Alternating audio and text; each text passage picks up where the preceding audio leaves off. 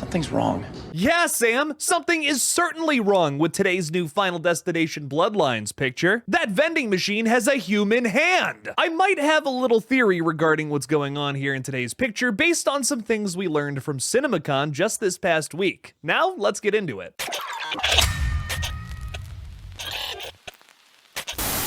Hey everybody, I'm KillJoy Jake, and oh boy have I got a hankering for a black olive pineapple pizza. I hope I get a slice before the end of this video. A new image from Final Destination 6 has been released, and it's a wild one. I believe this is Bobby Campbell here, played by Owen Joyner, looking to save his brother Paul from behind a vending machine. Unless that third hand there actually belongs to Bobby, in which case I have yet another question. I was hungry, and well, you know, when you crave hands, that's... Why on earth would you do that? I was hungry for hands. I believe this mysterious hand belongs to Eric Campbell, played by Richard Harmon. If you look even closer at the hand, it has the same tattoo that's been seen on Eric's arm in previous shots. Dude, in all of the media we have seen so far for Final Destination Bloodlines, Eric is easily the character who has been in harm's way the most. He looks like he's getting crushed behind a vending machine here. He nearly gets run over by a van at the end of the latest trailer, and literally the first teaser from this movie features the character potentially burning alive in the tattoo parlor where he works. More on that first teaser trailer later, but wow, there is no character in this franchise who is more dead than this guy. There is more to this scene than what meets the eye with this picture here though, because we learned a lot about what's going on here at CINEMACON just this past week. The vending machine comes into play when they try the Final Destination 2 method of unaliving oneself to then be resuscitated. They also talk about killing a baby and stealing its lifespan, similar to what the characters in Final Destination 5 did,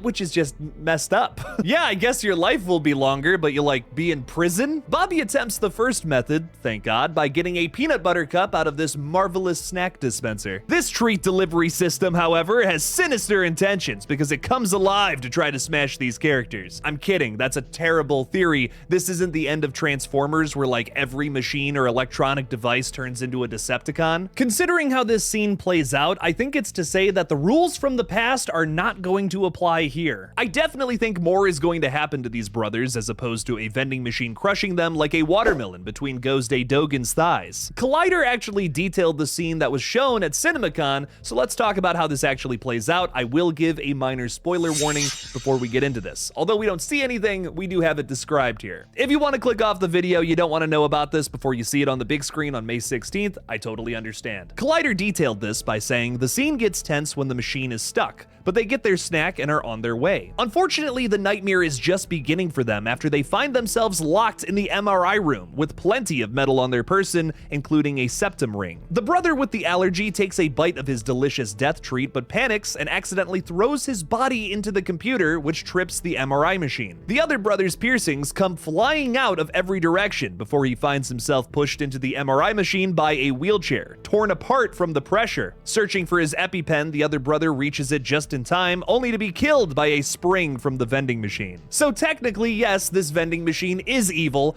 just like at the end of Transformers. It's pretty shocking to hear that this is how Eric, Richard Harmon's character, dies specifically though, which is technically something we learned today based on that photo. This completely changes what we thought we knew about Final Destination Bloodlines, because we thought that Richard Harmon's character was going to burn to death at that tattoo parlor from the first teaser we got from this film. Apparently the Grave Encounters 2 star is surviving that because he dies in the MRI machine here via a wheelchair. Speaking of which, you can actually spot the wheelchair in the background of this new photo we got today. My theory on that original scene we got teased though is this is going to be the moment where Eric realizes something is truly going on with his family. I know we've discussed this before on the page, but Eric doesn't seem like he's running for his life in that teaser we got a few months ago now. He's just upset that his dad died, which we've already seen happen in the trailer. That seems to be the thing that kicks all of this off. I think after the rest of the surviving Campbell family has near-death experiences, that's when we get the scene in the trailer where they all have a meeting regarding what the hell they're gonna do about this. One thing is for sure though, never go to the hospital in a Final Destination movie.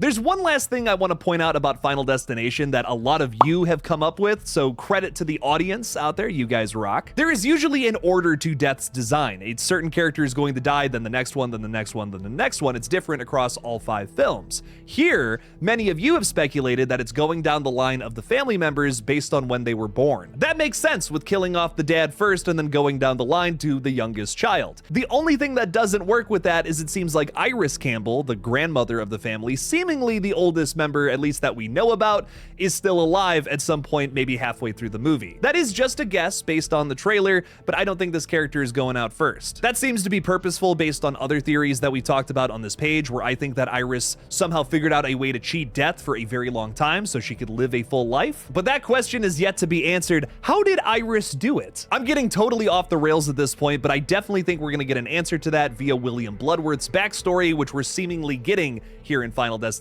Bloodlines. So to contradict one of my previous theories, no, I don't think he's dead. At least Final Destination Bloodlines won't be going down that route. I think they're gonna say that he was also a survivor of the tower collapse, and Iris and himself found a way to keep on living and have a full life. I am so excited to see Final Destination Bloodlines on May 16th of this... Oh. Well, would you look at that? One of you guys used your mind powers to give me my pizza order. I appreciate that a bunch.